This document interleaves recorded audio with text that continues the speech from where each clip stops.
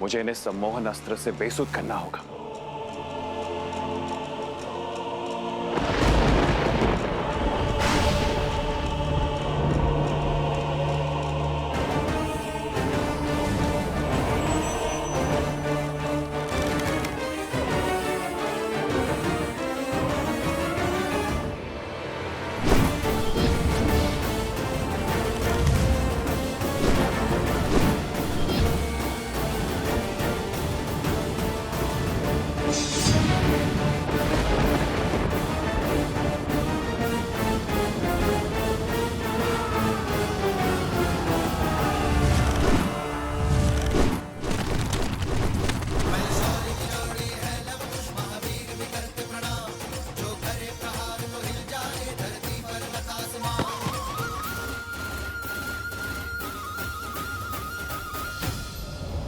नागस्त्र।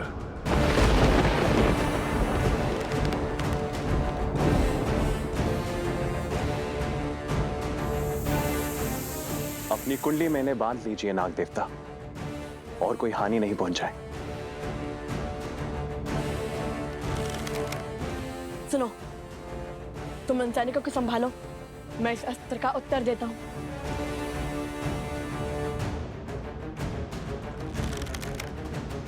गरुड़ास्त्र। गरुड़देव, हमारी रक्षा कीजिए।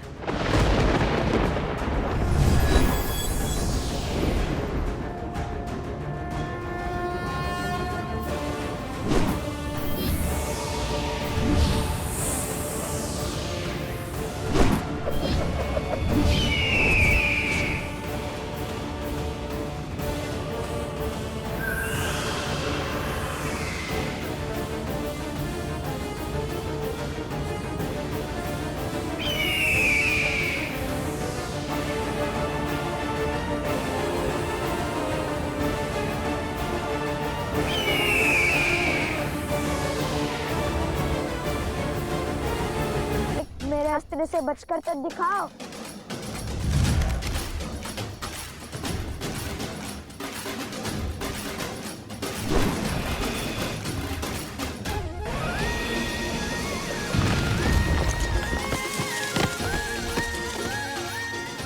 अरे संभाल कर, सैनिक आगे तो देखो।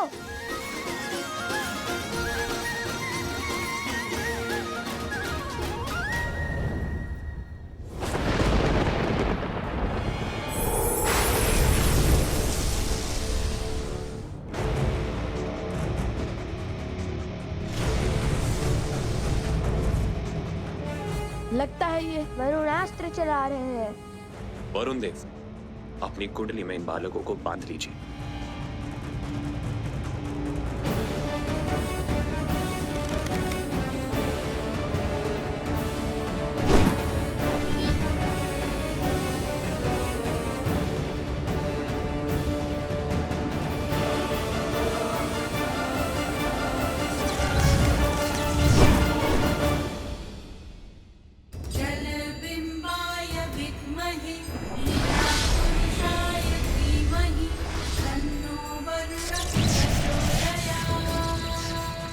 असंभव। वरुण देव इनके पक्ष में क्यों है?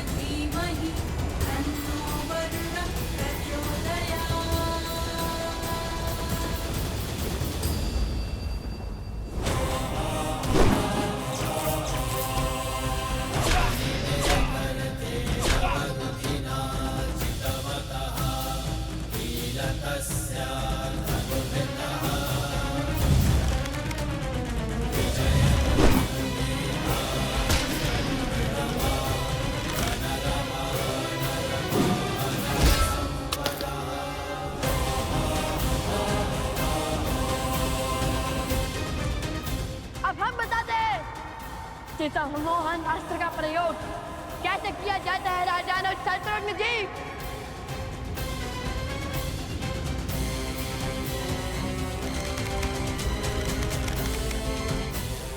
इस पराजय ने जितना संतोष मुझे दिया है उतना आज तक मुझे किसी विजय ने नहीं दिया।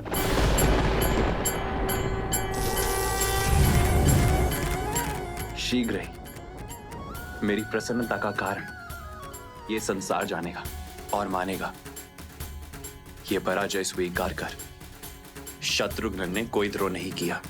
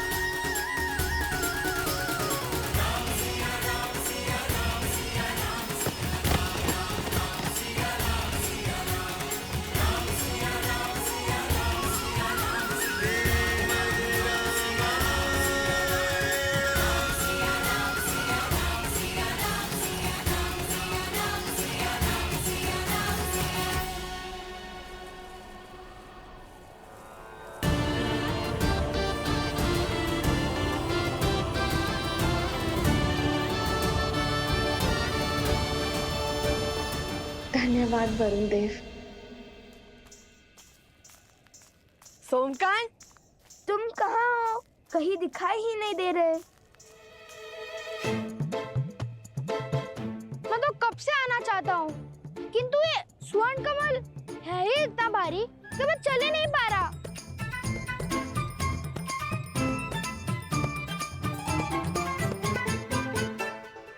लाओ।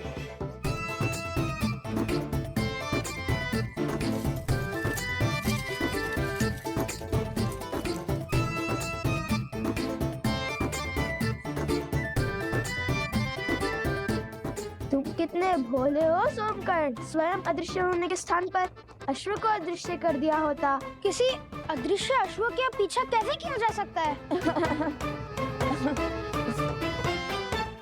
कुश, एक बांस या फिर एक गन्ना लाओ, उसे इसमें हम लटका देंगे, अन्यथा हम यूं ही अदृश्य होते रहेंगे।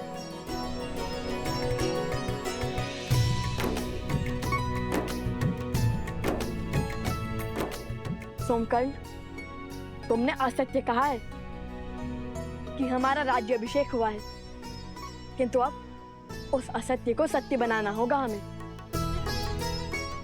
अयोध्या से अन्य कोई सेना आए उससे पहले हमें वो औषधि खोजनी होगी और उन गांव वालों को उनके रोगों से मुक्त कराना है। ये लीजिए भैया।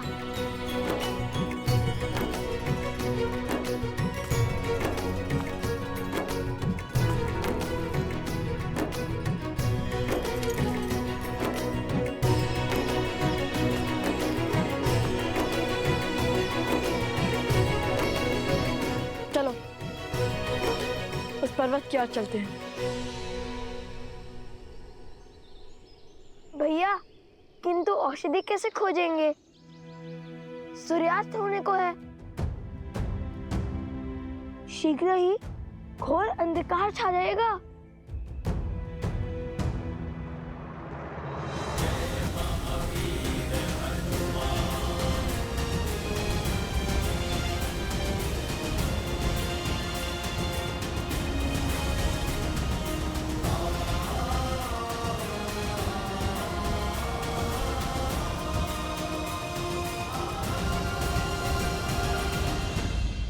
पिताश्री, शत्रुघ्न समझ चुके हैं लव कुश और कोई नहीं श्री राम और माता सीता के पुत्र हैं और स्वयं उनके भतीजे हैं, किंतु संसार उन्हें इस निर्णय के लिए राजद्रोही क्यों कहेगा? कर्तव्य और भाव के बीच चुनाव कैसे किया जाए? क्या हृदय का कोई स्थान नहीं? प्रिय गणेश, यूं समझ लो कि कर्तव्य कलकल करते एक नदी की भांति है, जिसकी अपनी ही गति है, अपनी ही दिशा है और अपना ही एक उद्देश्य है। जिसे धर्म निर्धारित करता है, और हमारा हृदय और उसकी भावनाएं वो वायु से उत्पन्न हुई लहरों की भांति होती हैं, जो आती जाती रहते हैं, कभी स्थिर तो कभी अस्थिर। परंतु जब ये लहरें ही नदी की दिशा निर्धारित करने लगे तो नदी अपने पथ से भटक जाती है। भाव हमें अपने अधीन कर कर्तव्यों से विमुख कर देता है। हाँ पुत्र, तुम्हारी माता का कहना सर्वथा उचित है, और ऐसे में कर्तव्य ही है जो हमें बल देता है। और जब हम कर्तव्य के पथ पर चलते हुए स्वयं को तन मन से संपूर्ण रूप से समर्पित कर देते हैं, तब हमें केवल सत्य के समक्ष ही नतमस्तक होने की आवश्यकता पड़ती है, क्योंकि सत्य ही धर्म है, और धर्म ही है जो हमें ईश्वर से जोड़ने की शक्ति रखता है।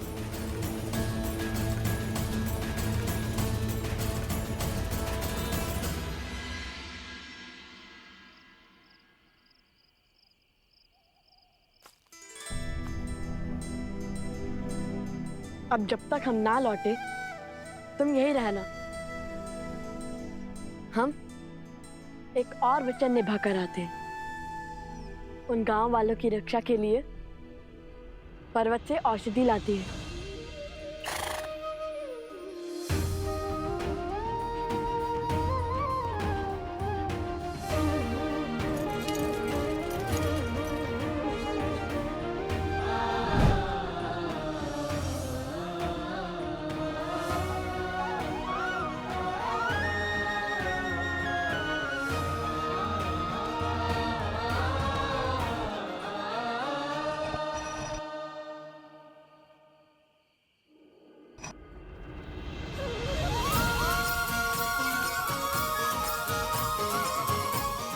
अब तुम्हें खोजने में कठिनाई नहीं होगी मित्र।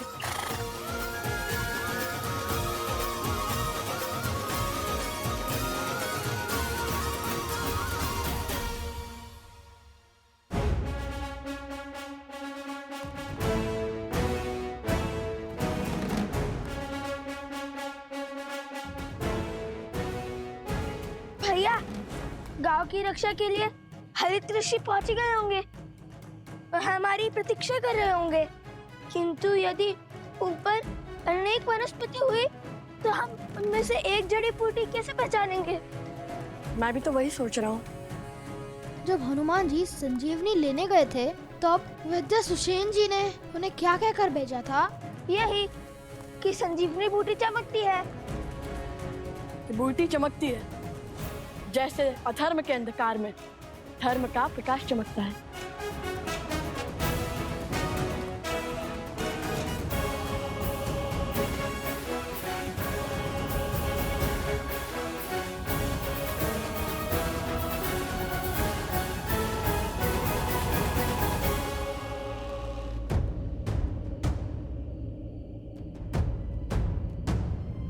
लो, या तो कई बूटी चमक रही हैं। अब कैसे ढूंढे बूटी?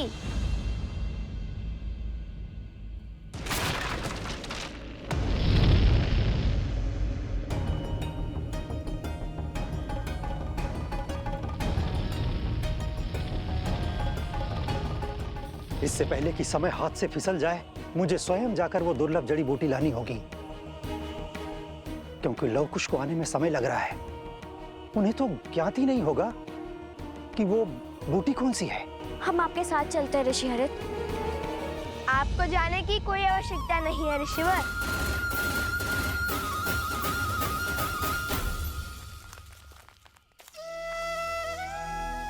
लव कुश भी आ गए और आपके लिए जड़ी बूटी भी।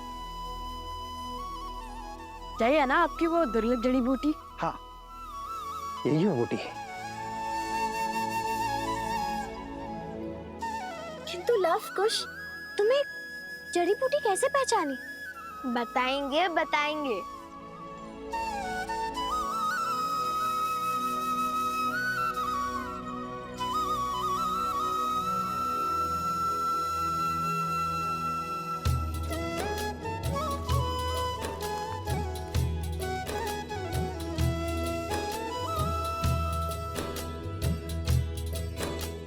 सहस्त्राक्षम शतधार वृषिभ पावनम कृतम तेन सहस्त्रधारेण पवमानः पुनातु माम।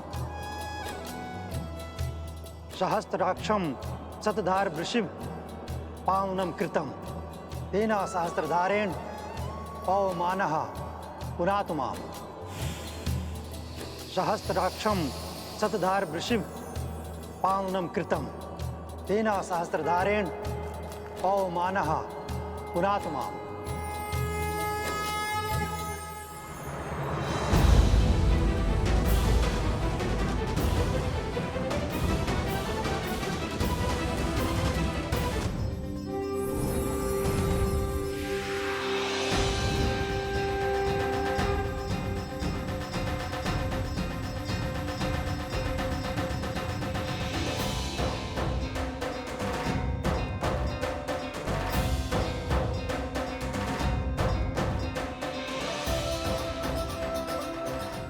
मैं निरोगी हो गया, मेरा रोग भी ठीक हो गया, हम सब स्वस्थ हो गए। धन्यवाद ऋषिवर, आपके कारण। मेरे कारण नहीं, ये सब तो लौ कुश ने किया है। धन्यवाद। आप दोनों का कोटि कोटि धन्यवाद। आप दोनों ने अपने प्राणों को संकट में डालकर हमारी सहायता की। आपका साहस और सामर्थ्य सदैव बना रहे। आप दोनों इस संसार के लिए एक उत्तम उदाहरण बन के उभरे। हम केवल मुख से ही आपको धन्यवाद कह सकते हैं, क्योंकि आपको देने के लिए हमारे पास कुछ भी नहीं है। हमें बताइए ऋषि कुमार, आपको क्या चाहिए? हम आपका कर कैसे चुकाएं? हमें कुछ भी नहीं चाहिए। हमें जो उचित लगा, जो धर्म संगत लगा, हमने बस वही किया। और मांगना क्या है वो भी हमें नहीं पता, इसलिए धन्यवाद ही बहुत है। मैं जानता हूँ क्या मांगना है।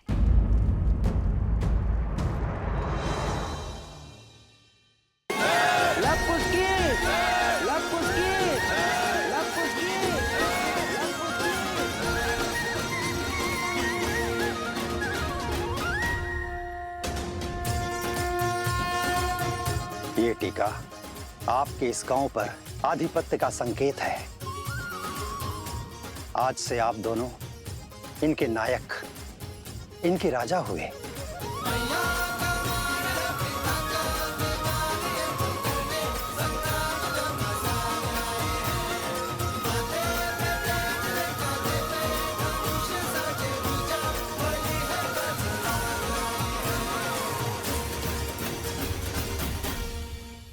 देखा, कहा था ना तुम दोनों राजा हो। और अब ये सब मैं राजा का मान सम्मान देंगे और अशोक को रोकने का अधिकार भी मिल ही गया। क्या बताएंगे आप? कहाँ के राजा हैं आप? तुम हमारे साथ रहकर बुद्धिमान हो गए हो सोमकर्ण, अति उत्तम।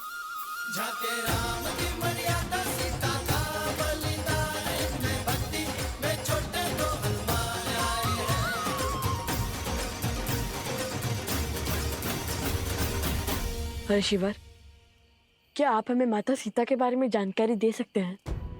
उनकी कथा, उनकी गाथा क्यों संसार से छुपी है? देवी सीता ने स्वयं को संसार से छुपाना स्वयं ही स्वीकारा है। उनकी इच्छा का सम्मान करो पुत्रों। किंतु उन्हें छुपने की क्या आवश्यकता है? वो तो निर्दोष है ना? किसने कहा कि केवल एक दोषी ही स्वयं को छुपाता है? बीज भी संसार को वृक्ष की छाल देने से पहले स्वयं को भूमि में छिपाकर रखता है। देवी सीता का अज्ञातवास भी एक आवरण है। समय आने पर उनके सत्य की छाया पूरे संसार को आशीष देगी। तो यदि हम उन्हें खोजना चाहे तो हमें कोई संकेत मिलेगा? तो कदाचित इस बार बीज को अंकुरित होने में सहायता की आवश्यकता है। देवी सीता, विधि का विधान है बच्चों, और विधान में जब जहां जिसकी आवश्यकता होती है उसके वहां पहुंचने के संकेत और मार्ग स्वयं ही बन जाते हैं।